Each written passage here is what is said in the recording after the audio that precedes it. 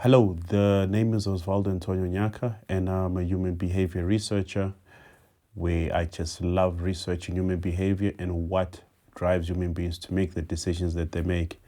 And welcome to another one of these short videos where we discuss human behavior that covers all 7 areas of life, including financial, mental, as well as business and vocational. Uh, Today's topic is quite an interesting one because my friend Max, who's the guy behind the camera, he actually taught me this week. You said, what was the name you called it?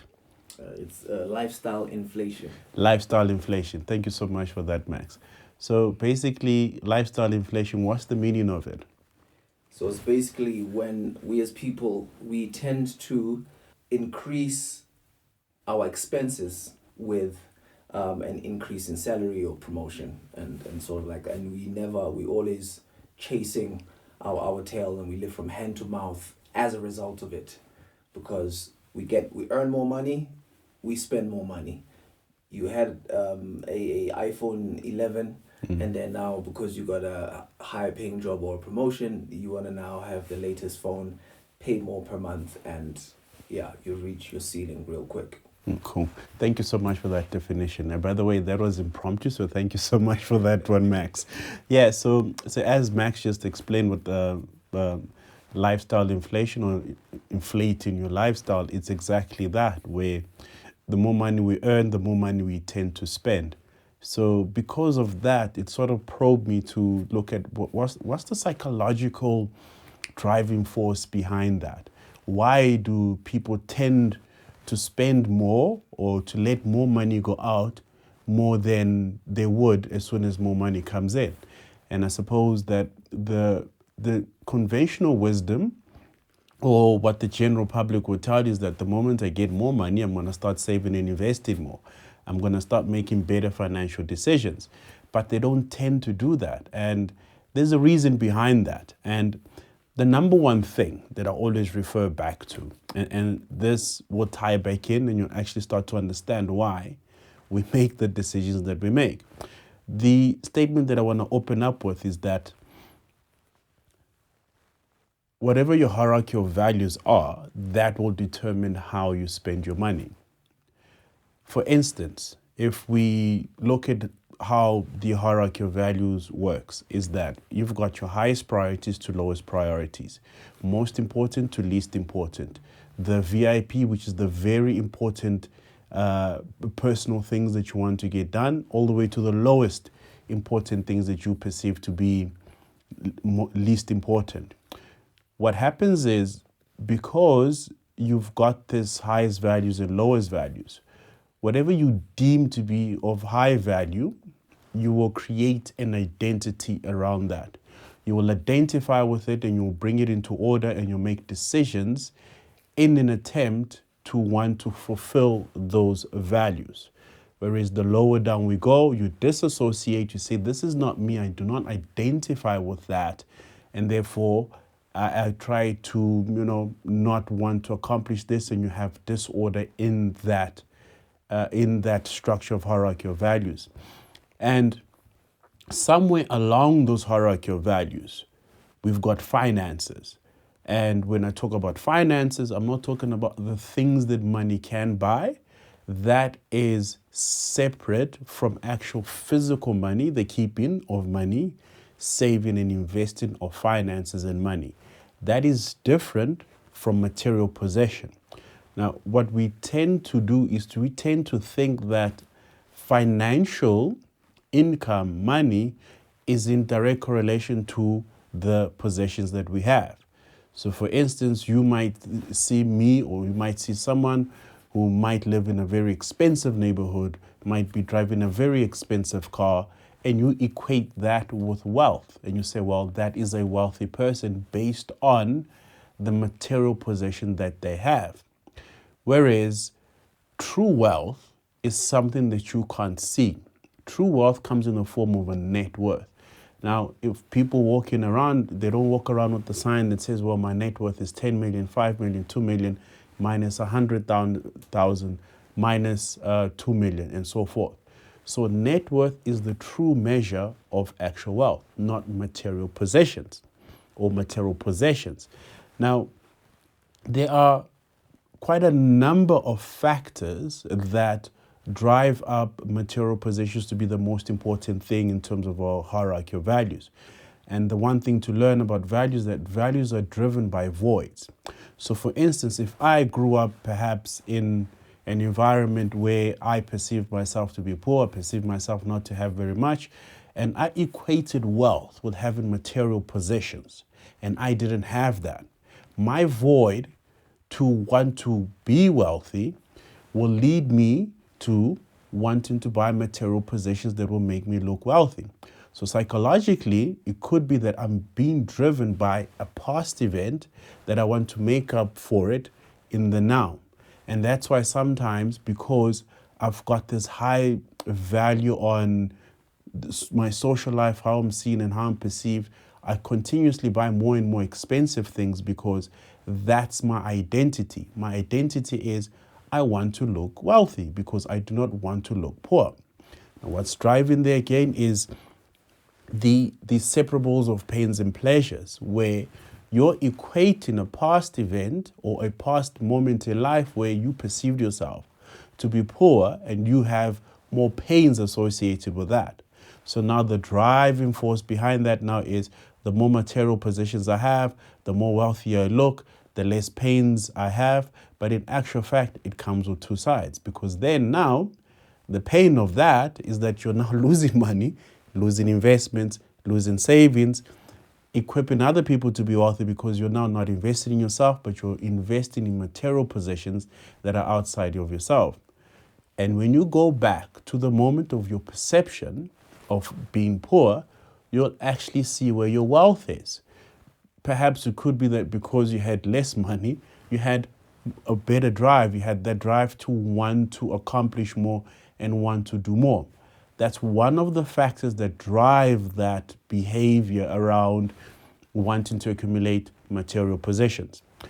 The second thing is, again, is not having a long-term goal. Having a short-term goal or short-term goals means that your money is going to be spent on the things that gives you the satisfactions now. Whereas long-term goals lead to delayed gratification. Or if you want to read more about this, study the hedonic adaptation graph. So in the hedonic adaptation graph, it speaks about how when you satisfy a specific happiness at this current moment, there's a correlating sadness that comes with that over time.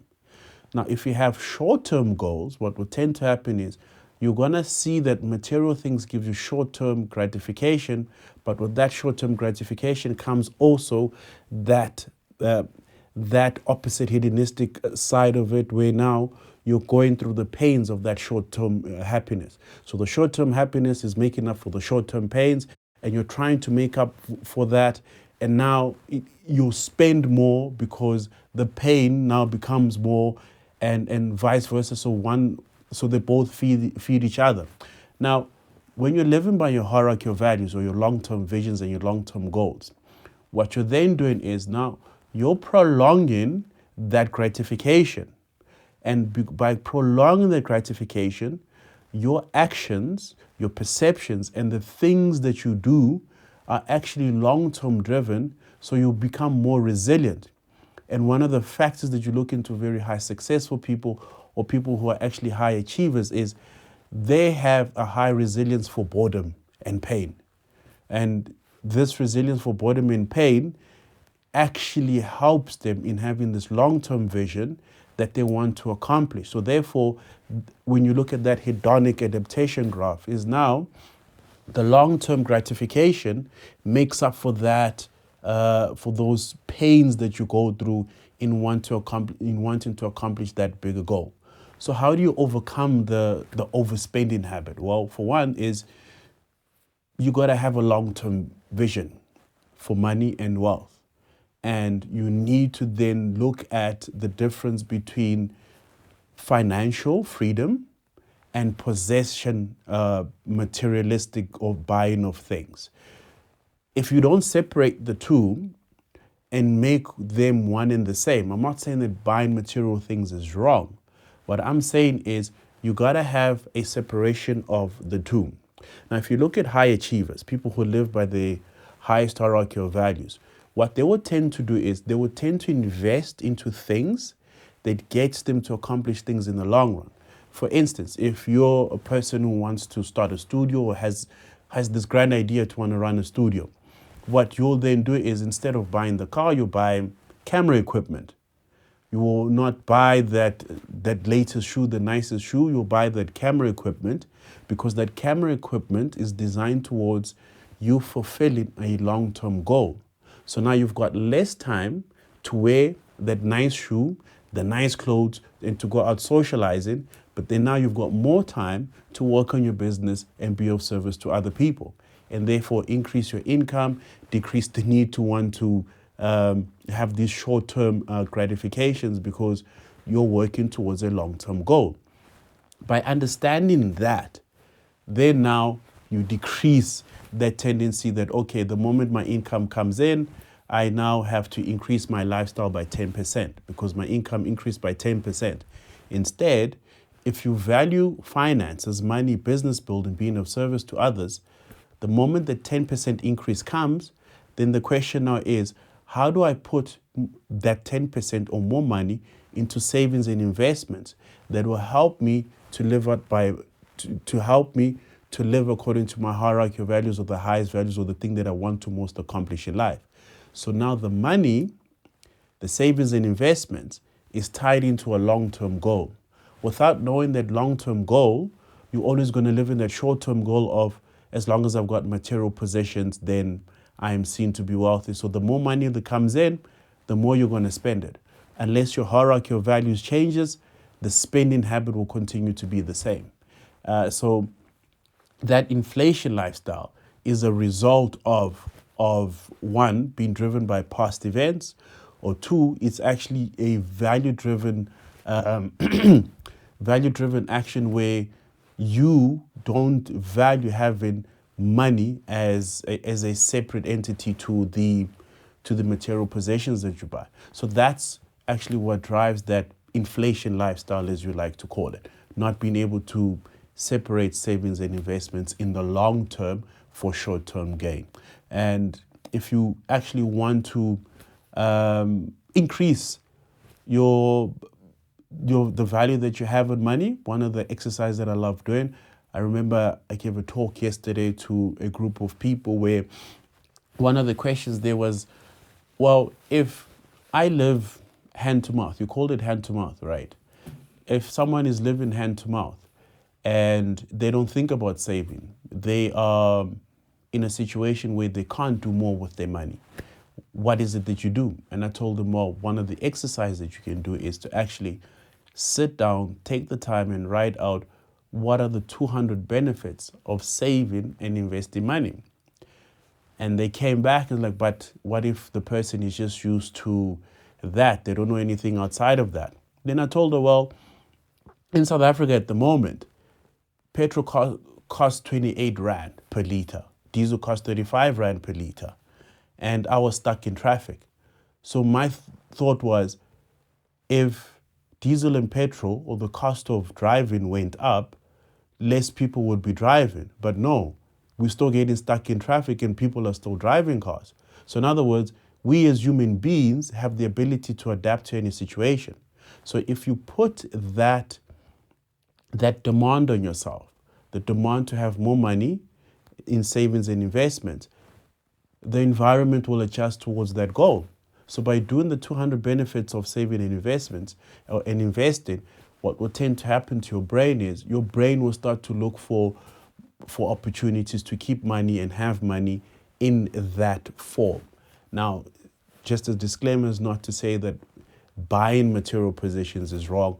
All I'm saying is that in correlation to buying your material possessions, also have the savings and investments that can support that lifestyle.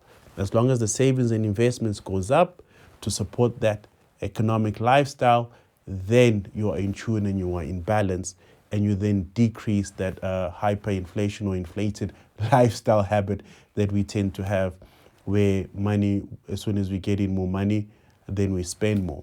And the last thing to actually say that I want to get across, the greatest thing that you can do is to bring is to bring balance to your perceptions. Because the moment your perceptions are balanced, your emotions are then balanced, then you're able to then tune into your hierarchy of values, go into the thing that you want to most accomplish, and then you're then driven not by emotions, but you've got objective reasoning to the actions that you're doing.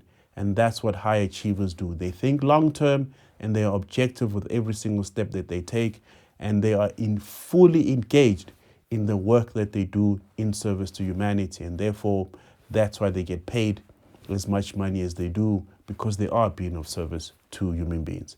And just remember that we are all born with this capacity, and all it takes is just a shift of perception and a shift in your hierarchy of values. And that then allows you to take command and take control of your life. So thank you very much for joining me. And thank you so much to Max as well. He actually put me on a good research. It actually made me go in deeper and actually research. So thank you so much for that.